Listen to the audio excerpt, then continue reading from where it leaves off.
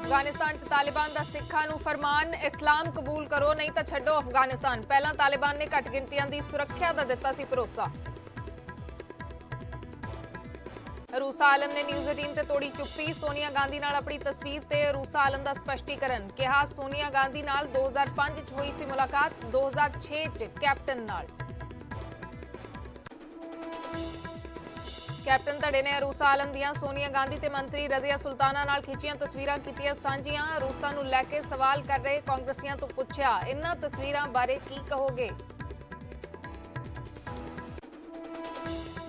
Captain नाल सांझ पाउण नूं तैयार है बीजेपी। हरदीप पुरी ने कैप्टन नाल गलबात होण दे दित्ते संकेत। गरेवाल ने अमरिंदर नूं दस्सिया वड्डा चेहरा, पर कैप्टन ने कहा पहलां खेती कानून रद्द करो फिर पएगी सांझ। ਸਿੰਘੂ ਬਾਰਡਰ ਤੇ ਮਾਰੇ ਗਏ ਲਖਬੀਰ ਦੇ ਪਿੰਡ ਚੀਮਾ ਖੁਰਦ ਪਹੁੰਚੀ ਐਸਆਈਟੀ। ਪਿੰਡ ਵਾਲਿਆਂ ਤੇ ਪ੍ਰਗਟ ਸਿੰਘ ਤੋਂ ਕੀਤੀ ਪੁੱਛਗਿੱਛ। ਲਖਬੀਰ ਨੇ ਮਰਨ ਤੋਂ ਪਹਿਲਾਂ ਲਿਆ ਸੀ ਪ੍ਰਗਟ ਸਿੰਘ ਦਾ ਨਾਂ। ਪੰਜਾਬ ਦੇ ਕਈ ਇਲਾਕਿਆਂ 'ਚ ਹੋਈ ਗੜੇਮਾਰੀ ਨਾਲ ਮੁਸ਼ਕਿਲ 'ਚ ਕਿਸਾਨ, ਫਸਲਾਂ ਦਾ ਹੋਇਆ ਵੱਡਾ ਨੁਕਸਾਨ। ਮੰਡੀਆਂ 'ਚ ਪਈ ਫਸਲ ਵੀ ਭਿੱਜੀ। ਪਠਾਨਕੋਟ ਦੇ ਦਰੰਗ 'ਚ ਦੇਖਿਆ ਤੇਂਦੂਆ, ਜੰਗਲਾਤ ਵਿਭਾਗ ਦੀ ਟੀਮ ਨੇ ਬੜੀ ਮੁਸ਼ੱਕਤ ਨਾਲ ਕੀਤਾ ਕਾਬੂ। प्रधानमंत्री मोदी अज करेंगे मन की बात, 100 करोड़ तो ज्यादा वैक्सीनेशन होने ते करेंगे गल। आ गई महा मुकाबले की घड़ी, अज T20 वर्ल्ड कप च पाकिस्तान नाल भिड़ेगी विराट की टीम। 5 साल बाद दोवें टीमां आमो सामने, क्रिकेट के दीवानियां च भारी उत्साह। अज करवा चौथ का त्योहार मना रही सुहागणा, पति की लंबी उम्र लई रख रही वर्त। बाजारां च भी रौनकां।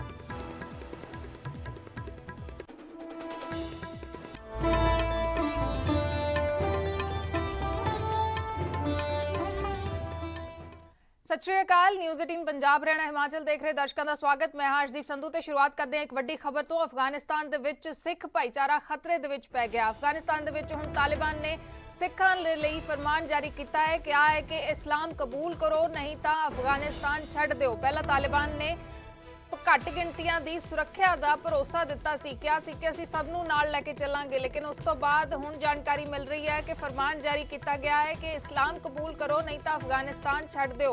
हुण अफगानी सिखां नूं परेशान किया जा रहा। अजे भी काबुल ते गजनी च कई अफगानी सिख रह रहे ने ते हुण ये खबरां आ रही ने कि उन्हां नूं इस्लाम कबूल करन दे लई फरमान जारी किया गया है कि इस्लाम कबूल करो नहीं तो अफगानिस्तान छड्ड दिओ। इस खबर से होर जानकारी के लिए साडे न्यूज़ एडिटर सूरज भारद्वाज जुड़े हुए हैं। सूरज, की कुछ जानकारी है इस पूरे मसले के उत्ते, की कुछ जानकारी मिल पा रही है? देखिए, तालिबान ने जो कि पहले भी आशंका जताई जा रही थी कि तालिबान जो बातें कर रहा है वो नहीं है, इसका कहना कुछ और है, जबकि असली चेहरा इसका अलग है। तो हाल ही में तालिबान ने ये फरमान जारी किया है कि अफगानिस्तान के अंदर, तालिबान के अंदर जितने भी सिख रह रहे हैं या तो वो इस्लाम धर्म को कबूल करें या फिर वो देश को छोड़ दें। और एक संस्था है, अंतर्राष्ट्रीय संस्था, उसके मुताबिक ये भी डर जताया जा रहा है कि इस फरमान के बाद कुछ समय के बाद जो है एक नरसंहार का भी जो है रूप दिया जा सकता है। यानी जो सिख समुदाय है, फिलहाल अगर हम तालिबान की बात करें तो तालिबान में तकरीबन 100 से 150 के करीब परिवार हैं, यानी 600 से 700 के करीब जो सिख समुदाय के हैं, अल्पसंख्यक वहां पर हैं, वो लोग वहां पर रह रहे हैं। अभी 5 अक्टूबर को भी एक जो गुरुद्वारा है वहां पर हथियारबंद जो आतंकी थे, या ये कहें कि जो वहां के लोग या तालिबानी जिन्हें शासक कहते हैं, वो गुरुद्वारे के भीतर गए और वहां पर जाकर के गार्ड्स को और वहां पर जो मौजूद थे श्रद्धालु थे उनको धमकाया गया। और बाकायदा तालिबान के इस फरमान के बारे में उनको बताया गया है कि या तो वो तालिबान जो स्वीकार कर लें इस्लाम को या फिर वो देश को छोड़कर चले जाएं। तो अधिकतर जो लोग हैं वो जा चुके हैं और पहले ही जा चुके हैं, चाहे वो तालिबान की सरकार रही या उससे पहले भी अगर अफगानिस्तान था तो उन्हें भी सुरक्षा जो है वो सिखों को, अल्पसंख्यकों को वहां नहीं मिल पाई थी। और फिलहाल वहां पर अभी डर जताया जा रहा है कि कहीं ना कहीं इसमें और बुरा हाल इसका ना हो, इसलिए जो ज्यादातर सिख जो है वो भारत जा चुके हैं, दूसरे देशों में भी जा चुके हैं, लेकिन जो परिवार बचे हैं कुछ ने गुरुद्वारों में शरण ली हुई है और काफी चिंतित वो दिखाई दे रहे हैं। और चाहे भारत की बात करें या दूसरे देशों में जाने को वो पूरी तरह से तैयार हैं, लेकिन वो मौके का इंतजार कर रहे हैं। जैसे ही उन्हें वहां से निकलने का मौका मिलता है वो वहां से निकलेंगे। और पाकिस्तान इसको लेकर के किसी भी तरीके की, जैसे पहले भी नहीं था, कोई उम्मीद पाकिस्तान से नहीं की जा सकती है। 2 दिन पहले ही पाकिस्तान के जो विदेश मंत्री हैं और आईएसआई के चीफ जो हैं वो जाकर के अफगानिस्तान से बाहों में बाहें डाल करके वो मिल रहे हैं। ऐसे में जो अल्पसंख्यक है, एक समुदाय है जो फिलहाल 18 की, अगर हम भारत की बात करें तो भारत में भी करीब 16 से 18 हजार के करीब पहले से ही अफगानी सिख हैं, वो शरण लिए हुए हैं, यहाँ पर पहुंचे हुए हैं। और जो बाकी के अभी जो तकरीबन 600-700 के करीब जो सिख परिवार या सिख समुदाय के लोग बचे हैं, उनको भी यहाँ पर लाया जा रहा है। कोशिश की जा रही है कि उनको यहाँ पर किसी तरीके से सुरक्षित लाया जाए। जी शुक्रिया सूरज पूरी जानकारी के लिए। ਤਾਂ ਜਿਹੜੀ ਤਸਵੀਰ ਹੈ ਜਿਹੜੀ ਤਾਲਿਬਾਨ ਆਪਣੀ ਪੇਸ਼ ਕਰਨ ਦੀ ਕੋਸ਼ਿਸ਼ ਕਰ ਰਿਹਾ ਸੀ ਜਦ ਟੇਕ ਓਵਰ ਕੀਤਾ ਸੀ ਕਾਬੁਲ ਨੂੰ, ਉਸ ਤੋਂ ਬਾਅਦ ਇਹ ਜ਼ਰੂਰ ਵਾਰ-ਵਾਰ ਗੱਲ ਕੀਤੀ ਗਈ ਕਿ ਅਸੀਂ 20 ਸਾਲ ਪੁਰਾਣਾ ਤਾਲਿਬਾਨ ਨਹੀਂ ਆ, ਅਸੀਂ ਸਾਰਿਆਂ ਨੂੰ ਨਾਲ ਲੈ ਕੇ ਚੱਲਾਂਗੇ, ਕਿਸੇ ਨੂੰ ਡਰਨ ਦੀ ਜ਼ਰੂਰਤ ਨਹੀਂ ਹੈ।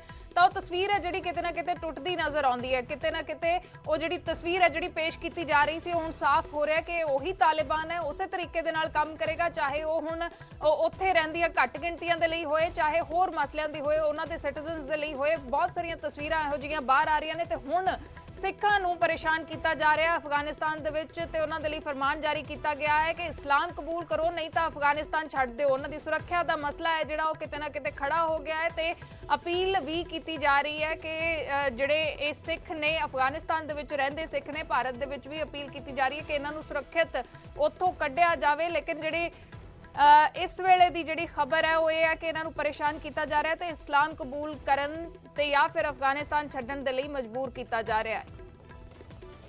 ਅੱਗੇ ਵਧਦੇ ਹਾਂ, ਲਖੀਮਪੁਰ ਕਾਂਡ ਦੇ ਨਾਲ ਜੁੜੀ ਇੱਕ ਵੱਡੀ ਖਬਰ ਸਾਹਮਣੇ ਆ ਰਹੀ ਹੈ। ਮੁੱਖ ਮੁਲਜ਼ਮ ਆਸ਼ੀਸ਼ ਮਿਸ਼ਰਾ ਨੂੰ ਜੇਲ੍ਹ ਚੋਂ ਹਸਪਤਾਲ ਦੇ ਵਿੱਚ ਸ਼ਿਫਟ ਕੀਤਾ ਗਿਆ। ਡੇਂਗੂ ਦੇ ਲੱਛਣ ਨਜ਼ਰ ਆਏ ਤੇ ਉਸ ਤੋਂ ਬਾਅਦ ਹਸਪਤਾਲ ਦੇ ਵਿੱਚ ਸ਼ਿਫਟ ਕਰ ਦਿੱਤਾ ਹੈ।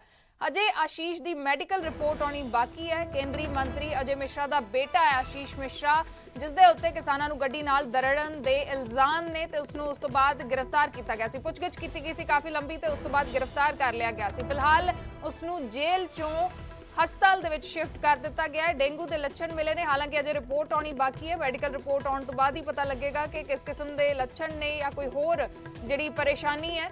ਫਿਲਹਾਲ ਉਸ ਨੂੰ ਜੇਲ੍ਹ ਚੋਂ ਹਸਪਤਾਲ ਦੇ ਵਿੱਚ ਸ਼ਿਫਟ ਕੀਤਾ ਗਿਆ। ਲਖੀਮਪੁਰ ਕਾਂਡ ਦੇ ਵਿੱਚ ਮੁੱਖ ਮੁਲਜ਼ਮ ਹੈ ਆਸ਼ੀਸ਼ ਮਿਸ਼ਰਾ, ਜਿਸ ਦੇ ਉੱਤੇ ਕਿਸਾਨਾਂ ਨੂੰ ਆਪਣੀ ਗੱਡੀ ਦੇ ਨਾਲ ਦਰੜਨ ਦੇ ਇਲਜ਼ਾਮ ਨੇ। ਇਹਨਾਂ ਇਲਜ਼ਾਮਾਂ ਦੇ ਤਹਿਤ ਇਸ ਦੀ ਗ੍ਰਿਫਤਾਰੀ ਹੋਈ ਸੀ।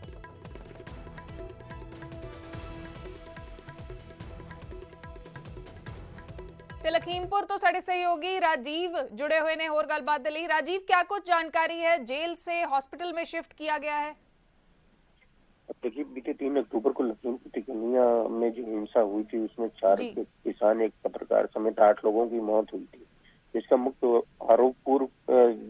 आरोप केंद्रीय गृह राज्य मंत्री अजय मिश्रा के बेटे आशीष मिश्रा पर था। और उसके खिलाफ जो SIT टीम है उसको कुछ अहम सबूत मिले थे, जिसको लेकर SIT टीम ने दोबारा आशीष मिश्रा को 48 घंटे की पुलिस कस्टडी रिमांड पर लिया था।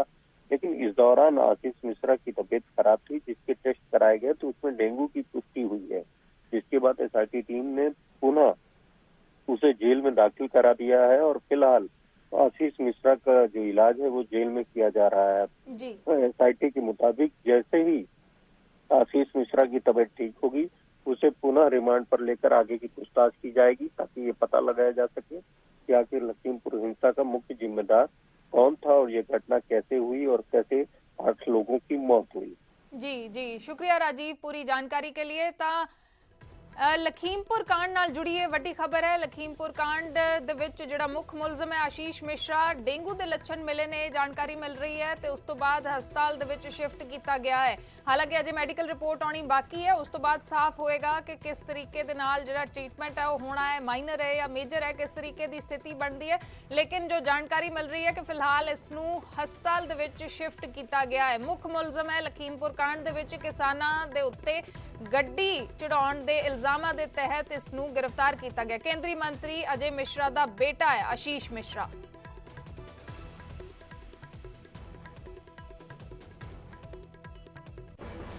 ਤੇ ਉਧਰ ਹਰਸਿਮਰਤ ਬਾਦਲ ਤੇ ਮਨਪ੍ਰੀਤ ਬਾਦਲ ਇੱਕ ਵਾਰ ਫਿਰ ਤੋਂ ਆਮੋ ਸਾਹਮਣੇ ਹੁੰਦੇ ਨਜ਼ਰ ਆਏ ਨੇ। ਫਾਰਮਾਸਿਊਟੀਕਲ ਪਾਰਕ ਨੂੰ ਲੈ ਕੇ ਵਾਰ ਪਲਟਵਾਰ ਹੋ ਰਹੇ ਨੇ। ਹਰਸਿਮਰਤ ਕੌਰ ਬਾਦਲ ਨੇ ਕਿਹਾ ਕਿ 4.5 ਸਾਲ ਬਾਅਦ ਕਿਉਂ ਯਾਦ ਆਈ ਹੈ ਇਸ ਦੀ, ਜੇ ਪਹਿਲਾਂ ਕੋਸ਼ਿਸ਼ ਕੀਤੀ ਹੁੰਦੀ ਤਾਂ ਅੱਜ ਕਈ ਨੌਜਵਾਨਾਂ ਨੂੰ ਨੌਕਰੀ ਮਿਲ ਗਈ ਹੁੰਦੀ। ਤੇ ਉਧਰ ਹਰਸਿਮਰਤ ਬਾਦਲ ਦੇ ਸਵਾਲਾਂ ਤੇ ਮਨਪ੍ਰੀਤ ਨੇ ਪਲਟਵਾਰ ਕੀਤਾ ਹੈ, ਕਿਹਾ ਕਿ ਪਿਛਲੇ 3 ਸਾਲਾਂ ਤੋਂ ਲਗਾਤਾਰ ਕੋਸ਼ਿਸ਼ਾਂ ਕਰ ਰਹੇ ਹਾਂ, ਤੁਹਾਨੂੰ ਵੀ ਇਸ ਕੰਮ 'ਚ ਮੇਰਾ ਸਹਿਯੋਗ ਕਰਨਾ ਚਾਹੀਦਾ ਹੈ।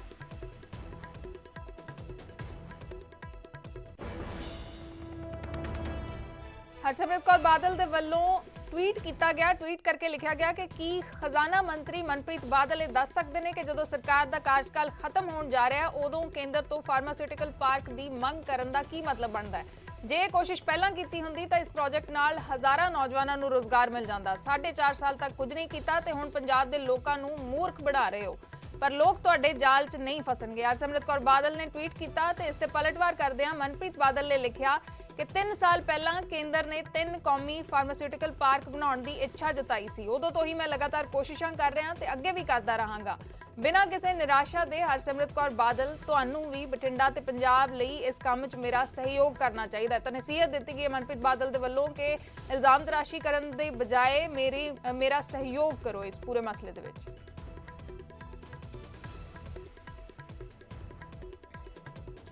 ਤੇ ਹੁਣ ਗੱਲ ਕਰਦੇ ਹਾਂ ਅਰੂਸਾ ਆਲਮ ਦੀ, ਜਿਨ੍ਹਾਂ ਨੂੰ ਲੈ ਕੇ ਕਾਂਗਰਸ ਦੇ ਵਿੱਚ ਵਿਵਾਦ ਗਰਮਾਇਆ ਹੋਇਆ ਹੈ। ਅਰੂਸਾ ਦੇ ਨਾਲ ਦੋਸਤੀ ਨੂੰ ਲੈ ਕੇ ਉੱਠ ਰਹੇ ਸਵਾਲਾਂ ਦਾ ਕੈਪਟਨ ਨੇ ਜਵਾਬ ਦਿੱਤਾ ਹੈ। ਕੈਪਟਨ ਅਮਰਿੰਦਰ ਸਿੰਘ ਨੇ ਟਵਿੱਟਰ ਤੇ ਅਰੂਸਾ ਆਲਮ ਦੀ ਇੱਕ ਫੋਟੋ ਸ਼ੇਅਰ ਕੀਤੀ, ਜਿਸ ਦੇ ਨਾਲ ਕਾਂਗਰਸ 'ਚ ਵਿਵਾਦ ਹੋਰ ਵੀ ਡੂੰਘਾ ਹੋ ਗਿਆ।